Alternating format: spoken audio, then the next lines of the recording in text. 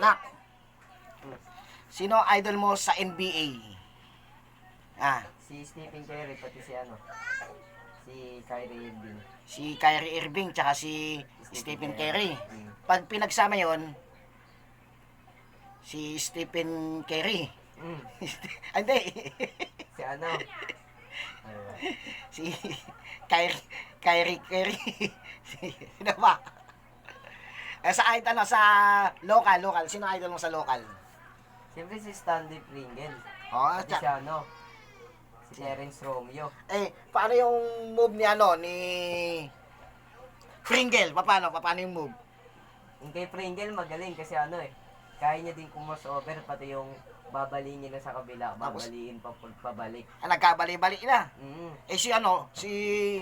Si Romeo, paano? Siyempre pag kumili crossover yon sabay step back, sabay pull up, wala na.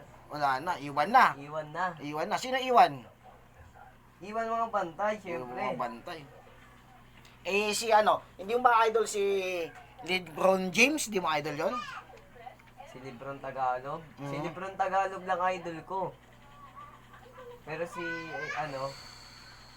Lebron James, hindi ko idol. Sino si LeBron Tagalog?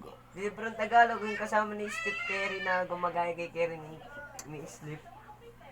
Sino yung ni-sleep? Si Lebron Tagalog. Hindi ko alam yun na. Meron nun, ito, search ko sa'yo.